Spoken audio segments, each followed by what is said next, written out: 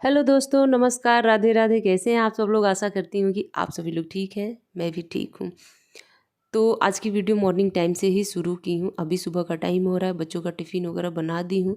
हम दिन भर के चाहे कितना ही बिजी काम को निपटाएं, कुछ काम करें या ना करें, लेकिन मॉर्निंग का जो रूटीन है हमारा वो हमें करना ही करना रहता है। बच्चों का टिफ़िन बनाना, उन्हें स्कूल छोड़ने जाना, उसके बाद आके घर की साफ़ सफाई में लगना। चाहे पूरे दिन का प्लान कुछ और हो, लेकिन मॉर्निंग का तो प्लान सेम सेम ही होता है रोज़ का। तो वीर यहाँ पे नहा धो के रेडी हो चुका है स्कूल जाने के लिए, लेकिन मैं उसे दी थी शीपर में गुनगुना पानी। तो वही चेक कर रहा था कि ठंडा है कि गर्म है, मतलब बहुत गर्म ना हो। तो हल्का सा गुनगुना था। उसे ने कहा कि हाँ मम्मी मैं पी लूँगा, तो आराम से लेके जाएगा। और यहाँ पे एकदम से हैप्पी फेस बनाते हुए आप सभी लोगों को भी गुड मॉर्निंग बोल के अब वो निकल जाएगा। एक्चुअली ये क्या कि जैसे ही सर्दी का मौसम शुरू हो रहा है ना, ये सुबह उठना नहीं चाहता है। अगर उठ भी जाए ना, तो ब्रश वगैरह तो बड़ा फटाक से करता है। मतलब कुछ मॉर्निंग का जो थोड़ा बहुत नाश्ता है, जैसे बिस्किट होगा, बादाम हो गया, ये सारी चीज़ें फटाफट लेता है, बट नहाना नहीं चाहता है। और मेरी पूरी कोशिश क्या रहती है ना कि मैं इसे सुबह नहला के ही भेजूँ, क्योंकि मुझे ऐसा लगता है कि बच्चे नहा के अगर ना जाएं तो पूरा दिन उनका सर भारी सा रहेगा, और एक अजीब सी मतलब आलस वाली जो होती है ना वो बनी रहेगी इसके अंदर। फिर पढ़ाई में कहाँ से मन लगेगा इसे। तो मेरी पूरी कोशिश रहती है कि थोड़ा सा पानी गर्म करूँ और फटाक से इसे नहला के, हल्का फुल्का ही, लेकिन इसी तरह से रोज़ भेजूँ। तो मैं वैसे ही रोज़ आज के आज कर रही हूँ। इधर 2 दिन मौसम ख़राब था, तो मतलब एक दिन बिना नहाए चला गया था। और यहाँ पे जो अब मैं आपके साथ शेयर करने जा रही हूँ वो है स्पेशल मेरा ग्रोसरी शॉपिंग। तो कितने ग्रोसरी शॉपिंग से मेरा महीना निकल जाता है। पूरे महीने का ग्रोसरी का जो मतलब सामान होता है वो कितना कितना मंगाती हूँ कि आसान से मेरा काम निकल जाता है। बहुत ज़्यादा मुश्किल नहीं होता है। और कौन सी चीज़ें सबसे ज़्यादा मंगाती हूँ, कौन सी चीज़ें सबसे कम मंगाती हूँ, वो सब मैं आप सबके साथ शेयर करूँगी। वैसे तो ये बड़ा सा जो टब देख रहे हैं ब्लैक कलर की, ये पूरा भरा हुआ था ऊपर तक, और 4 रोज़ हो गया था इस सामान को आए हुए। लेकिन वही है कि सर्दियों के मौसम में इन सारे कामों के लिए ना टाइम निकाल पाना बहुत मुश्किल हो जा रहा है, क्योंकि ये ऐसे काम भी हैं कि इसको करने में आपको 2 घंटा लगना ही लगना है। इन सारे रैपर को हटाना, रैपर से सामान निकाल के इनको अपने अपने जगह में फिर से रिफ़िल करना, सेट करना, कुछ चीज़ें गंदी हो तो उन्हें साफ़ करना, कुछ चीज़ों को धूप दिखाना। सर्दियों में इन सारी चीज़ों का ध्यान रखना पड़ता है। तो मतलब वही 4 रोज़ पहले मेरे हस्बैंड गए थे, ग्रोसरी की शॉपिंग करके आए, मैं भी साथ में गई थी। और लाने के बाद वो ग्रोसरी वाले जो शॉप वाले हैं वो तो बोरे में भर के दिए थे। फिर बोरे से निकाल के मैंने उन सबको चेक किया, लिस्ट से मिलाया, तो सब कुछ सेम सेम था, कुछ सामान छूटा नहीं था, ना ही कुछ अधिक आया था। उसके बाद मैंने क्या किया कि टब में सारे सामान को रख दिया, और फिर मैंने बोरे से ऊपर से ढक दिया था। और होता क्या था कि जब भी कोई सामान की ज़रूरत पड़ती थी, किचन के डब्बे में नहीं मिलती थी, फिर हम गए टब से निकाल लाए और अपना काम कर लिए। ये सारी चीज़ें मुझे एक घुटन सी अंदर अंदर हो रही थी। मुझे लग रहा था कि कब मुझे पर्याप्त टाइम मिले कि मैं इसको सहेजूँ। आज फाइनली मैंने मतलब अच्छा खासा टाइम निकाला है, और आज मैं इसे समेट के ही रहूँगी। और चलिए अब मैं अपने ग्रोसरी की बात कर ले रही हूँ। तो जो मेरा मंथली खर्चा है वो बहुत ज़्यादा नहीं है, बहुत कम कम सामान में आराम से निकल जाता है। जैसे कि पर मंथ मेरा मतलब 3 केजी दाल मंगा लूँ ना तो बड़े आराम से निकल जाते हैं। 3 लीटर सरसों का तेल मंगा लूँ तो आराम से निकल जाते हैं। 2 लीटर रिफाइन मंगा लूँ तो आराम से निकल जाते हैं। 2 किलो चीनी मंगा लूँ तो आराम से निकल जाते हैं। और सर्फ़ का कुछ अंदाज़ा नहीं है, अब 1 किलो लगता हो या फिर 1.5 किलो लगता हो या उससे कम भी लगता होगा।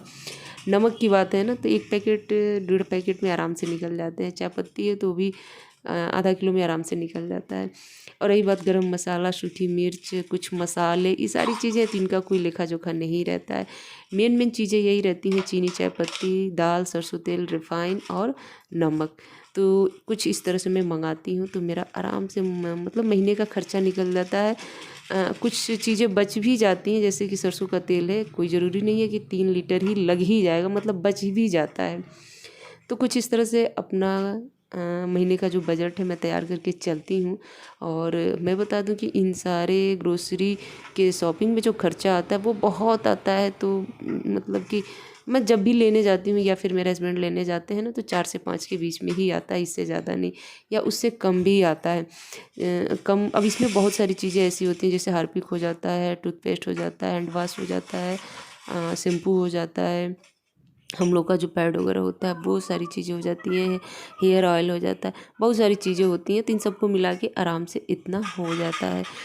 और देखिए इन सारे कामों के बीच में थोड़ा सा टाइम निकाल के जाके मैं पीहू को भी स्कूल से वापस लेके आ गई हूँ, क्योंकि उसकी छुट्टी जो है एग्ज़ाम की वजह से जल्दी हो जा रही है, तो वो भी अपना घर आ चुकी है। अब मैं एकदम से निश्चिंत हो गई हूँ। वीर अभी नहीं आया, वो काफ़ी लेट से आएगा, तो उसको लेने के लिए भी जाना पड़ेगा, तब तक मैं नहा धो के अपना फिट हो जाऊँगी।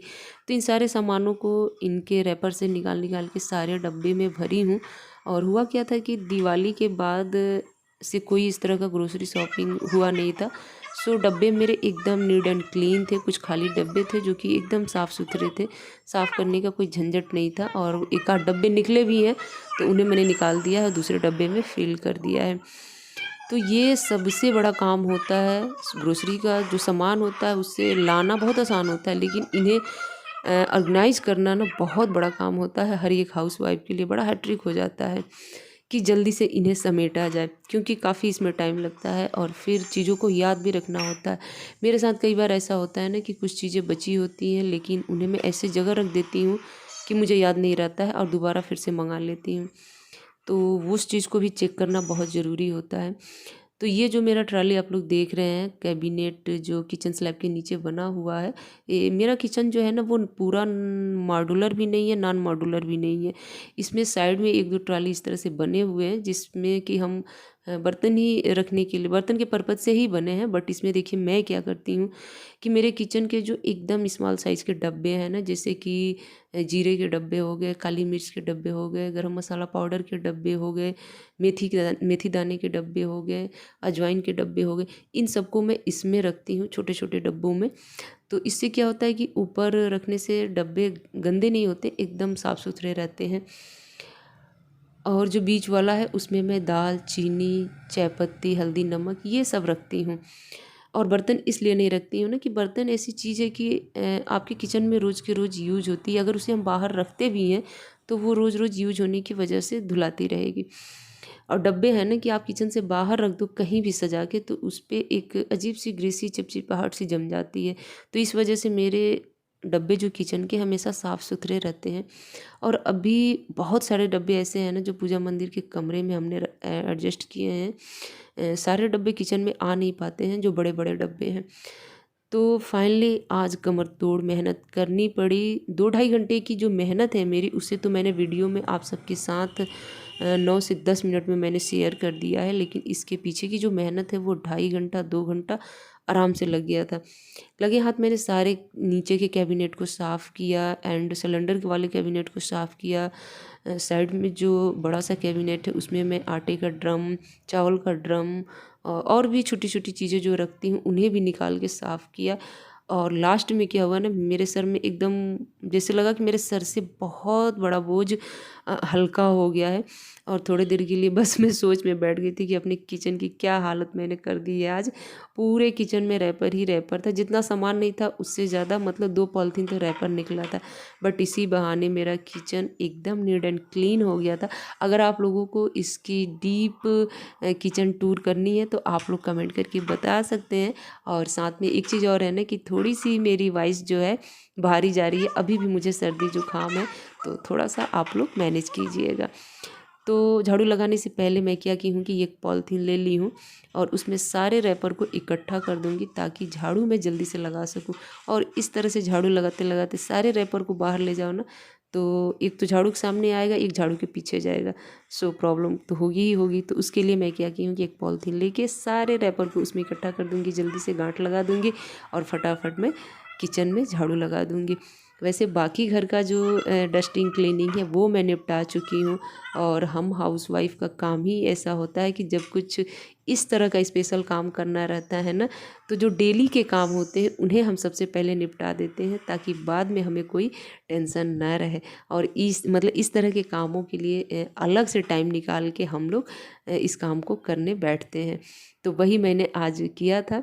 किचन का भी सारा काम निपटा दिया, बेडरूम का भी, और बाहर हॉल का, बालकनी का, ये सब कुछ निपट चुका था। फ़िलहाल अभी कोई काम नहीं था, लेकिन झाड़ू लगाते लगाते मुझे याद आया कि फ्रिज की नीचे की डस्टिंग क्या कहते हैं क्लीनिंग मुझे करनी थी, उसके नीचे छोटे छोटे झाले से हो गए थे। और एक चीज़ और था ना कि चूहे आजकल घर में बहुत आतंक मचा रखे हैं। तो उन चूहों को भगाने के लिए फ्रिज के नीचे से मैं क्या की कि फ्रिज के नीचे मैंने 2 बड़े साइज़ की ईंटें लेके आए, उसके अंदर प्लास्टिक लगाए, फिर उन ईंटों को लगाए, उसके ऊपर से मैंने थोड़ा सा जो लकड़ी का गुटका होता है उससे भी लगाया कि मेरा फ्रिज थोड़ा सा और ऊंचा हो जाए। तो उसके अंदर क्या होगा कि जब भी कोई चूहा जाएगा ना तो उसे छुपने का जगह नहीं मिलेगा, थोड़ा भी मतलब आवाज़ होगा तो वो वहाँ से भाग जाएगा, वरना उसके नीचे चूहे सब घुस घुस के या तो गंदगी फैला रहे थे, ज़्यादा कुछ तो नहीं कर रहे थे, बट मुझे ये था कि कहीं फ्रिज को कुतरना ना शुरू कर दे नीचे से या फिर साइड से। और आजकल चूहे भी पकड़ रही हूँ, लेकिन चूहेदानी में तो कम ही नज़र आते हैं, बाकी घर में एक आध चूहे दौड़ते हुए नज़र आ ही जा रहे हैं। तो चूहा वाला जो बिस्किट होता है वो तो मैं लेके आई हूँ, 1-2 रोज़ में लगाऊंगी, देखिए कब लगाती हूँ, ताकि इससे चूहे खा के जल्दी से बाहर चले जाएं। वरना सच में बताऊं बहुत आतंक मचा रखे हैं, मुझे तो डर लग रहा है कि मतलब कुछ नुकसान ना कर दे। और अगर नुकसान की बात करूँ ना तो सबसे बड़ा नुकसान तो कर ही दिए हैं सब, कि ये क्या है कि वीर के स्कूल शूज़ का नीचे का जो सोल होता है उसे तो खा ही गए हैं। तो ये रहा सबसे बड़ा नुकसान। और मतलब फ्रिज मेरा अंदर से एकदम से साफ़ सुथरा है, बाहर से भी एक बार मैं इस पे कपड़ा फेर दूंगी, कोलिन से अच्छे से साफ़ कर लूँगी। तो इतना सब कुछ मेहनत करने के बाद किचन सच में फ्रेंड्स बहुत चमक गया था।